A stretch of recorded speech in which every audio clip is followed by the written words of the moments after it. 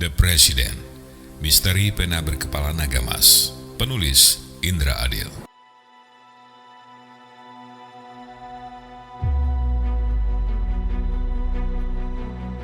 Johan kecil berlari-lari kecil di perkebunan sawit, dikejar oleh teman sebayanya Ismail Tiro.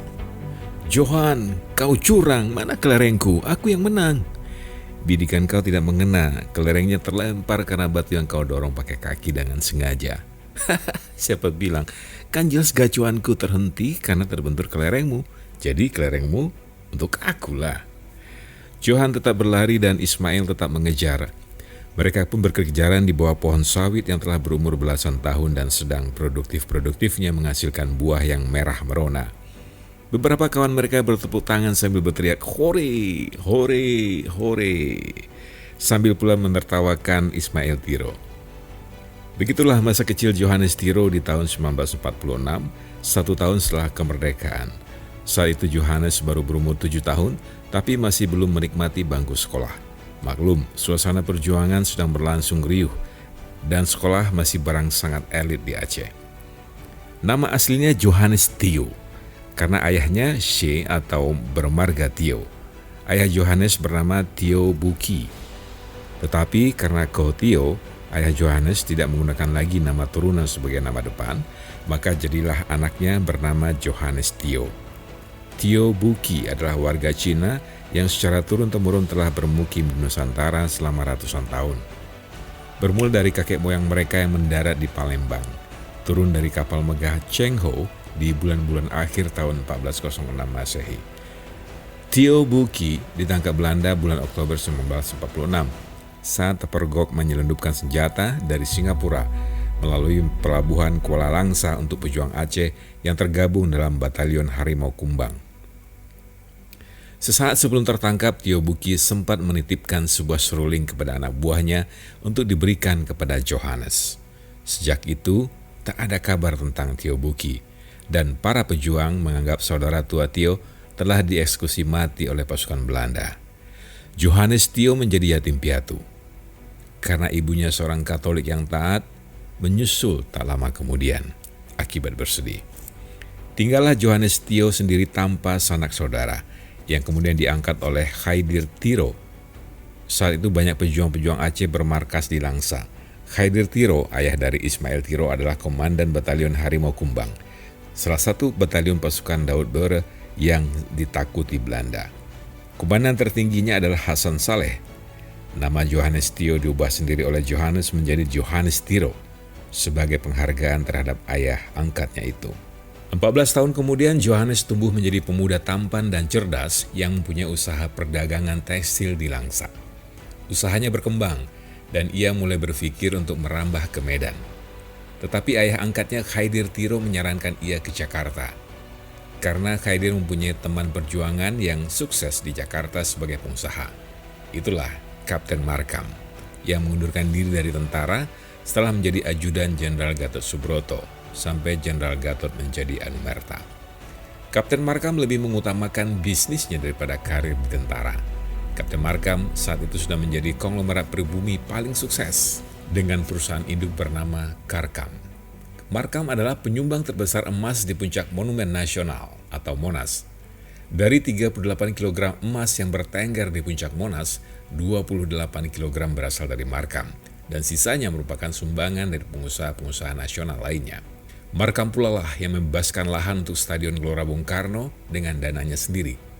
Banyak lagi jasa Markam membantu negara saat itu. Kesanalah Johannes akhirnya pergi atas rekomendasi Khaidir Tiro. Tidak salah, Markam melihat bakat alami pada Johannes Tiro dan membantu Johan untuk mengembangkan bisnis tekstilnya ke kota-kota lain di Aceh dan bahkan juga ke Medan. Hanya butuh waktu 3 tahun, Johan telah mampu membuka pabrik tekstil sendiri dan melebarkan sayap pemasarannya ke seluruh kota-kota besar di Pulau Jawa. Setelah merajalela dengan tekstil bermerek Tirotex selama 5 tahun, Johan mulai merambah bisnis perkebunan kelapa sawit di mana masa kecilnya menjadi tempat mencari nafkah ayahnya yang berperan sebagai pemasok bahan baku untuk produksi kelapa sawit perkebunan swasta di Tamiang dan Langsa. Nasib tragis menimpa Markam yang ditangkap rezim Orde Baru karena dianggap kroni rezim Soekarno atau Orde Lama. Lebih tragis lagi, induk perusahaan Markam yaitu Karkam disita negara tanpa prosedur ganti rugi dan tanpa alasan masuk akal. Perusahaan tersebut berganti nama menjadi PT Berdikari dengan modal seluruhnya dari kekayaan Markam. Tak ada yang berani mempersoalkan, termasuk Johannes yang pernah dibantu oleh Markam. Orde Baru menggunakan tangan besi terhadap orang-orang yang dianggap kroni Orde Lama. Beruntung Johannes tidak dianggap kroni Orde Lama. Di pertengahan 1980-an, perkebunan kelapa sawit swasta mendapat suntikan dana murah dari pemerintah melalui kredit perkebunan besar swasta nasional atau PBSN dengan bunga sangat rendah, yaitu hanya 6%. Kredit ini disalurkan melalui bank-bank BUMN seperti BNI, Bank Bumidaya, Bank Eksim, Bapindo, dan BRI. Dengan kredit bantuan pemerintah berbunga demikian murah, perkebunan kelapa sawit Johannes semakin berjaya. Lahan kelapa sawit yang dikuasainya semakin luas, ekspor CPO-nya meningkat tajam. Hanya dalam waktu 7 tahun, ia telah mampu memperluas bisnisnya ke panas geotermal, minyak, dan properti. Dan tak pelak lagi, Johannes Tiro pun menjadi salah satu konglomerat yang sangat disegani di negeri ini.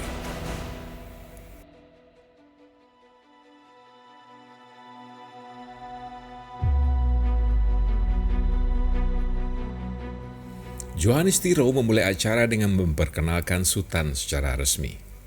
Saudara-saudaraku sebangsa setanah air yang kami cintai, di hadapan kita saat ini hadir seorang tokoh masyarakat yang kini menjadi satu-satunya tokoh yang kita harapkan akan menjadi penyelamat bangsa dan negara kita tercinta ini. Tokoh yang kita harapkan akan menjadi pemersatu bangsa yang telah terpecah belah berkeping akibat salah kelola yang terjadi selama hampir 4 tahun belakangan ini. Hadirin terdiam. Sutan sangat terkesima dengan pernyataan Johannes Tiro yang menurutnya menyanjungnya dengan sangat berlebihan. Tetapi tak lama kemudian bergema tepuk tangan meriah dari seluruh penjuru, menunjukkan bahwa ucapan Johannes Tiro barusan bukan kalimat yang dipungut begitu saja untuk diucapkan di hadapan tokoh-tokoh masyarakat yang sedang berkumpul di tempat terhormat itu. Sutan terpesona dan terkesan dengan suasana itu. Amazing. Sutan terdiam untuk menenangkan diri dari suasana mencekam bagi dirinya. Apa ini? Kelompok apa yang ada di hadapannya ini? Apa yang sedang berlangsung di tengah masyarakat pengusaha ataupun masyarakat politik saat ini? Apa yang dimaksud dengan super kritis seperti yang diucapkan oleh Johannes Tiro di telepon tadi? Ia menengok ke kiri di mana Johannes Tiro duduk. Baru ia menyadari betapa Johannes Tiro menghargainya amat sangat. Sampai-sampai duduk pun ia bersedia di sebelah kiri Sutan. Masya Allah. Sutan sekali lagi terpesona. Sutan mengangguk kepada Johannes Tiro, seakan minta izin berbicara. Johannes Tiro mengiyakan dengan menganggukkan kepala. Saudara-saudaraku yang sangat saya hormati, terutama sekali Bapak Johannes Tiro yang saya kagumi. Dengan sepenuh kejujuran, saya sesungguhnya tidak mengerti apa yang sedang terjadi di ruangan ini dan apa yang sedang terjadi di tengah-tengah bangsa kita saat ini. Setahu saya kita sebagai bangsa sedang menuju pemilu dan pilpres yang akan diadakan bersamaan waktunya. Pesta demokrasi yang baru pertama kali kita lakukan dengan cara seperti ini. Pesta demokrasi yang kita bersama harapkan bisa menjawab segala bentuk persoalan yang baru muncul di era rezim ini, berkelindan dengan persoalan-persoalan lama yang telah muncul terlebih dahulu. Sungguh hanyalah sebegitulah pengetahuan saya tentang situasi bangsa kita saat ini. Mengapa tiba-tiba saya disodorkan informasi tentang bangsa yang terpecah belah dan situasi yang super kritis? Dan kemudian kesan seakan saya yang akan menjadi dewa penyelamat. Kemanakah tokoh-tokoh nasional kita yang wajahnya sedang menghias media-media kita? Kemanakah calon-calon presiden yang kita miliki? Dapatkah saya mendengarkan secara utuh tentang situasi saat ini tanpa diembel-embeli info hoax yang bisa menyesatkan dalam menarik kesimpulan? Karena kesimpulan yang menyesatkan akibat berita menyesatkan akan melahirkan solusi yang juga menyesatkan. Sutan menghentikan kata-katanya untuk beberapa saat guna memberi waktu hadirin mencerna. Bisakah saya mendapatkan semua itu saat ini juga? Johannes Tiro menggapai tangan Sutan dengan halus. Sutan menengok ke kiri dan menyaksikan senyum Johannes mengembang seakan minta izin untuk menjawab pertanyaan Sutan barusan. Sutan pun membalas dengan senyum penuh pengertian. Memang keterangan dari Johannes Tiro lah yang diharapkannya. Bapak Sultan yang kami hormati, kami di sini semua telah berkali-kali mengkaji situasi dan kondisi Indonesia saat ini. Terlalu panjang untuk kami ungkapkan kembali. Kami berangkat dari postulat yang sangat kami yakini sebagai hasil diskusi kami juga, bahwa bangsa kita saat ini telah terpecah secara diametral menjadi dua pihak yang berhadap-hadapan. Hasil dari kajian kami adalah sebagai berikut. Pertama, pemilu dan Pilpres 2019 mungkin akan berlangsung keras dan unfair, karena ada pihak yang sedang mengkondisikan hal itu dengan segala cara yang bisa dilakukan, bahkan all of cost. Itu akan terjadi bila capres cuma ada dua. Lawan bebuyutan telah sama kita ketahui, Jokowi melawan Prabowo. Diketemukannya tanpa sengaja jutaan IKTP aspal di Bogor telah menyiratkan niat itu. Tentu saja saingnya akan melawan habis-habisan, karena mereka yakin dalam Pilpres 2014 lalu pun mereka dipecudangi dengan cara yang tidak fair. Pihak saingan ini tidak ingin dipecudangi dengan cara yang sama kembali. Mereka ikhlas dipecundangi apabila dengan cara-cara yang fair dan jujur. Yohanes terhenti sebentar. Kedua, umat Islam merasa dizolimi dengan rekayasa teror yang tanpa ampun. Dituduh radikal, tidak toleran, dan anti Pancasila. Umat Islam merasa ini adalah situasi puncak yang memurukkan posisi mereka di hadapan bangsa. Padahal faktanya, umat Islam adalah pejuang bangsa ini sejak berabad-abad silam dalam melawan penjajahan Belanda. Bahkan tak bisa dibantah siapapun, tanpa perjuangan umat Islam tak akan pernah ada bangsa Indonesia. Itulah yang terpatri di benak umat Islam Indonesia. Kondisi ini diperparah dengan ulah Kementerian Agama yang merekomendasikan ulama-ulama yang dianggap ulama Pancasilais yang boleh diundang dalam setiap acara-acara keagamaan, setidaknya di kalangan pemerintahan. Otomatis ulama-ulama yang tidak direkomendasikan akan dianggap masyarakat sebagai ulama radikal dan anti Pancasila. Hal ini menurut umat Islam adalah bagian dari rekayasa adu domba umat oleh rezim. Akumulasi kekecewaan ini telah membulatkan tekad umat Islam untuk melawan kezoliman sekeras mungkin, bahkan dengan persiapan perang gerilya bila suatu saat Indonesia ternyata jatuh ke tangan Cina seperti yang mereka yakini selama ini. Mereka hakul yakin bahwa seluruh kejadian yang menimpa Indonesia saat ini adalah rekayasa pemerintah asing untuk menguasai Indonesia. Sebagaimana halnya kini Amerika telah menguasai sebagian besar negara-negara Teluk dan Timur Tengah, atau Cina telah menguasai bangsa Uighur di Xinjiang, bangsa Tibet, bangsa Turkistan, Somalia, dan tahun ini mengincar Maldives yang sedang berada dalam kesulitan membayar hutang-hutang mereka pada Cina. Meskipun semua dugaan ini bisa saja salah. Ketiga, perpecahan ini sudah sedemikian parah sehingga turut melanda aparat TNI dan Polri. Kondisi ini adalah persoalan nyata bagi bangsa kita saat ini yang belum pernah ada sebelumnya, yang menunjukkan bahwa bangsa kita sedang dalam ancaman perang saudara yang bisa sangat fatal. Yohanes Tiro berhenti lagi. Sultan sangat terkesan dengan penjelasan Yohanes, rekan barunya itu. Berbicara seperti layaknya seorang muslim yang mengungkapkan realitas penzoliman rezim terhadap umat Islam. Jangan-jangan dia mualaf. Nama belakangnya saja Tiro. Hadirin pun ikut sunyi, tak sepercik suara pun terdengar di dalam ruangan yang mendadak mencekam. Oleh karena hal itu semua, kami yang ada di ruangan ini, yang masing-masing dari diri kami merasa memiliki kemampuan untuk mempengaruhi banyak pihak dari tokoh-tokoh nasional kita, bermaksud mencarikan solusi bersama guna kemaslahatan bangsa. Masing-masing dari kami memiliki jaringan ke tokoh-tokoh ormas-ormas paling berpengaruh di negeri ini, ke tokoh-tokoh partai-partai paling menentukan di negeri ini, dan bahkan ke tokoh-tokoh informal yang juga memiliki banyak pengikut di luar ormas dan partai. Sungguh, kami bukan bermaksud sombong, tetapi kami sungguh mempunyai keyakinan dengan power yang kami miliki bersama. Akan mampu bersaing dengan power yang dimiliki 9 taipan nasional yang sering digunjingkan oleh masyarakat sebagai taipan-taipan powerful. Apalagi dari 9 taipan bersangkutan, kini 3 taipan telah bergabung bersama kami.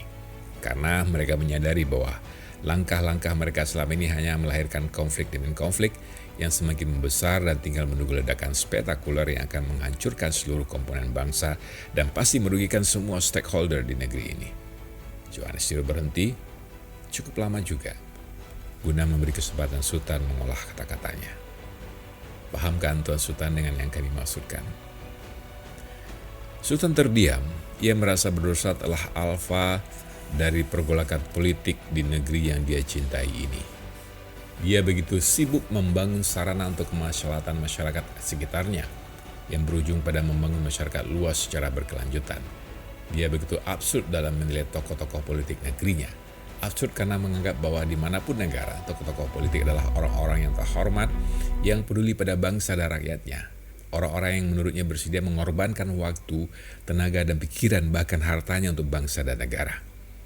Jadi siapapun yang terpilih menjadi pemimpin pasti berniat baik. Bukankah kini era demokrasi? Karena itu tidak ada masalah, siapapun yang memimpin negeri ini. Akan tetapi, meski Sultan membiarkan bahkan mendorong seluruh anggota koperasinya untuk ikut aktif mencoblos dalam setiap pemilu atau pilpres dan pilkada, dia mengharamkan anggota koperasinya aktif di partai. Bukan karena menganggap partai itu buruk, sederhana saja alasannya, yaitu agar anggota koperasinya tidak terkotak-kotak dalam pergaulan di masyarakat, agar anggota koperasi tidak saling bermusuhan akibat perbedaan partai di antara mereka. Semua partai baik, jadi pilih sajalah partai atau tokoh partai mana yang hendak mereka pilih, yang menurut mereka pantas memimpin. Setelah itu, percayakan penuh kepada tokoh yang terpilih menjadi pemimpin, baik yang di eksekutif maupun yang terpilih sebagai pemimpin legislatif. Cukup. Tapi setelah mendengarkan uraian singkat Johannes Tiro barusan, otaknya yang cerdas mulai menangkap kesan yang bertolak belakang dengan pemahaman sebelumnya. Ia pun mengangguk, menandakan ia cukup paham. Lalu bagaimana kaitan dengan saya yang tuan-tuan posisikan sebagai dewa penyelamat bangsa? Alasan apa yang menimbulkan kesimpulan yang saya khawatirkan terlalu menyimpang itu? Apa yang tuan-tuan lihat pada diri saya, yang bahkan menurut saya sendiri sangat awam dalam perpolitikan, apalagi dalam mengelola pemerintahan sebagai birokrat? Pertanyaan yang bersamaan muncul antara ucapan dan hati yang padat tanya pada diri Sultan. Semua hadirin terdiam. Mereka menunjukkan pandangan kepada Johannes Tiro untuk memberikan jawaban. Pandangan dari mata-mata yang penuh harap. Johannes Tiro kembali tersenyum dan Sultan baru menyadari bahwa senyum itu adalah obat mujarab bagi dirinya, yang tanpa diinginkannya menjadi gelisah sendiri. Mungkin juga mujarab bagi seluruh hadir yang tergambarkan dari mata-mata yang penuh harap itu. Johannes Tiro memang penuh pesona. Kenapa tidak dia saja yang diletakkan pada posisi saya? Ini pikir Sultan. Tuan Sultan yang kami hormati, alasan utama kami adalah karena Tuan adalah penduduk pribumi asli Indonesia. Sultan terpesona kembali. Apa Johannes Tiro ini bisa membaca pikirannya? Tanya Sultan dalam hati. Kesimpulan itu bukan kesimpulan yang datang begitu saja, Tuan. Bukan pula karena saya mampu membaca pikiran dari rekan-rekan yang hadir di sini. Kesimpulan itu sudah melalui perdebatan dan diskusi panjang berkali-kali di ruangan ini. Jadi, ini bukan hasil ramalan atau dugaan ataupun tekanan siapapun. Sultan terdiam, tapi tetap penasaran. Bolehkah saya tahu apa yang sudah pernah diperdebatkan tentang saya di ruangan ini?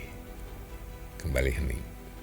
Baik, Tuan Sultan, kami ulang secara singkat apa yang kami ketahui dan kami perdebatkan tentang Tuan di forum ini. Alasan pertama sudah kami ungkapkan tadi. Alasan kedua, Tuan adalah pengusaha sukses luar biasa dengan pengikut real jutaan orang. Anggota koperasi Tuan yang tercatat di O Trans KD saja seluruhnya berjumlah 3.140.551 orang, dan angka ini bergerak terus semakin besar.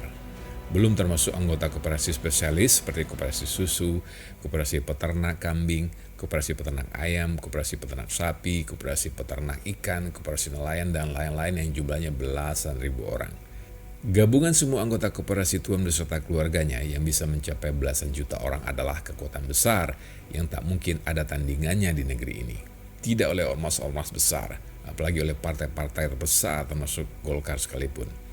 Anggota ormas bukanlah anggota yang solid, meskipun ada yang diikat oleh kesamaan ideologi, tapi pemahamannya sangat beragam. Ada ideologi yang cukup kental, tetapi lebih banyak yang cair. Masih mudah untuk diiming-imingi sesuatu agar berpindah kiblat. Anggota partai apalagi, sungguh tak bisa diandalkan. Berbeda dengan anggota koperasi yang Tuan pimpin, terutama koperasi O Trans KD yang menjadi koperasi utama. Seluruh hajat hidup anggota beserta keluarganya berada dalam genggaman Tuan. 10 juta lebih anggota koperasi beserta keluarganya yang Tuan komandai berbaris di belakang Tuan. Tidak sadarkah Tuan? Wow, keren sekali Tuan Johannes Tiro ini. Pertanyaan yang tepat yang memang betul tak disadari Sultan sampai detik ini. karena memang bukan itu fokusnya mendirikan koperasi tersebut. Pertanyaan Sultan selanjutnya tentang kenapa harus ditambah satu capres lagi dijawab dengan argumentasi sederhana, mempersulit skenario kecurangan bila memang akan dilakukan oleh pihak manapun. Dan yang paling penting adalah rakyat membutuhkan capres alternatif di luar dua capres yang sudah bertarung sejak Pilpres 2014 yang lalu.